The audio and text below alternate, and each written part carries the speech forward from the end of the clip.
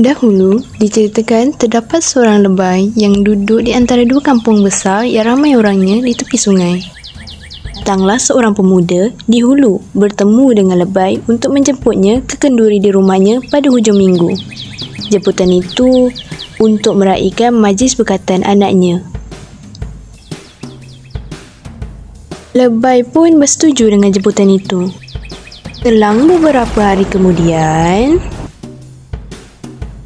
datang lagi seorang pemuda dari kampung hilir bertemu lebay untuk menjemputnya ke kenduri rumahnya pada hujung minggu yang sama seperti jemputan kenduri di hulu.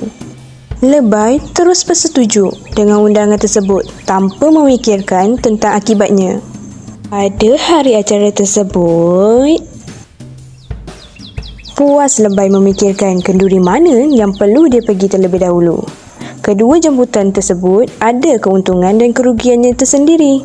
Dia berfikir jika dia pergi ke hilir, tuan rumah akan menyembelih 2 ekor kerbau dan diberinya kepada lebay 2 ekor kerbau dan masakannya kurang lazat. Kalau di hulu, dekat sedikit tetapi tuan rumah hanya menyembelih 1 ekor kerbau saja dan lebay hanya akan dibagi 1 kepala kerbau saja. Tetapi masakannya sungguh lazat serta akan ditambah kuih muih. Oleh sebab itu, lebay berfikir sejenak. Maka, di dalam berfikir begitu, turunlah lebay malang berkayu dengan sampan jalur ke hilir. Kerana memikirkan apa yang diperoleh di situ sangat banyak jika hendak dibandingkan dengan di hulu. Mendayunglah sampannya selama sejam untuk tiba di kenduri di hilir tersebut.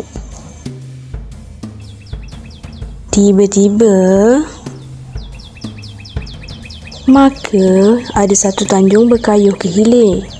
Terkenangkan tanduk boleh dapat 2, pihak hulu hanya dapat 1, tetapi masakannya sedap. Maka dipaling pula sampannya ke hulu. Maka berkayuhlah dia 2 tanjung. Teringat pula bahawa pihak hilir kurang sedap masakannya. Maka di dalam begitu pulang balik dia 3 kali. Kemudian dikayuh terus ke pihak hulu. Setibanya dia di hulu, kelihatan Tuan Imam telah membaca doa. Jadi terlepaslah yang di sebelah hulu. Tuan rumah juga memaklumkan bahawa kenduri baru saja tamat dan makanan juga telah habis untuk semua tetamu. Tanpa membuang masa, maka berkayuhlah pula si lebay dengan bersungguh-sungguh ke hilir. Sesampainya lebay di hilir, maka terdengarnya juga Tuan Imam membaca doa. Jadi terlepas juga dia di kenduri di hilir.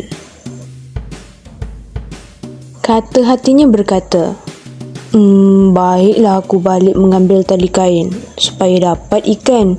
Lebih-lebih dijual, boleh dibuat lauk. Serta aku bawa anjing pemburuan kalau tak dapat ikan, aku berburu pelanduk. Setibanya lebay di rumah, lekas dia mengambil kain dan membungkus nasi sejuk. Maka nasi sejuk itu dibungkus dengan upih pinang dengan sambal belacan di dalam tabung.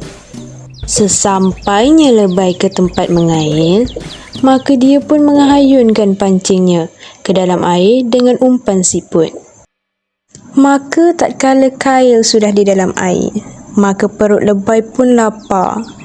Lalulah terus dia membuka upih yang berisi nasi dan diambilnya tabung sambal. Kemudian diketuknya sambal itu di tepi sampan. Tiba-tiba, sambalnya terpacul jatuh ke dalam air. Maka lebay pun menyeluk ke dalam air hendak mengambil sambalnya yang jatuh. Sedang lebay menyeluk tangannya, anjingnya terus melompat dan memakan nasi sejuknya. Jadi, dikatakan orang, lebay malang hingga masa ini dijadikan bahasa kepada Melayu.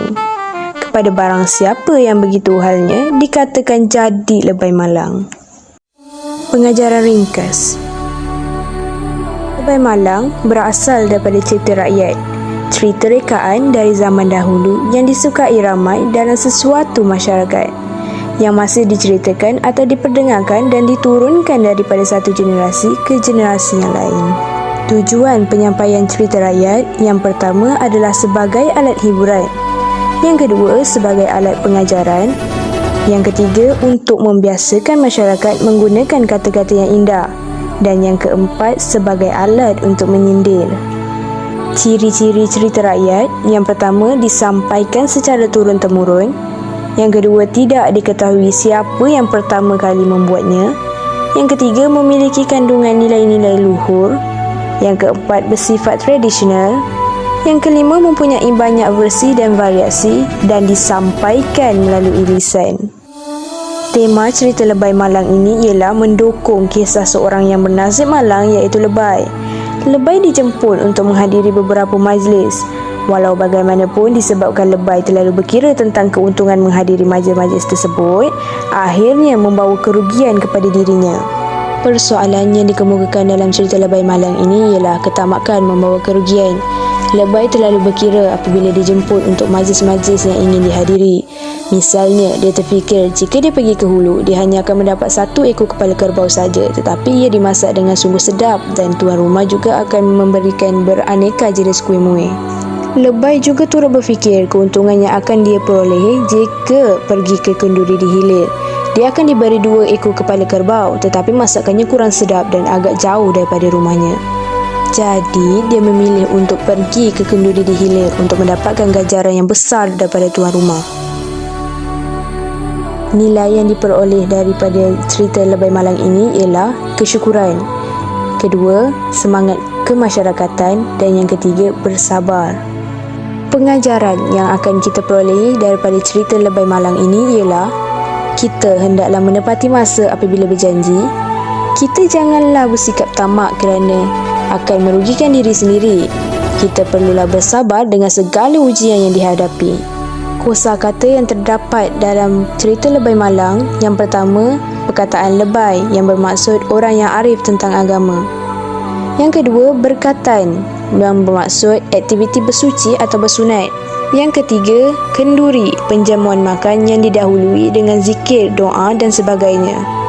Yang keempat, tanjung, hujung tanah yang menganjur ke laut.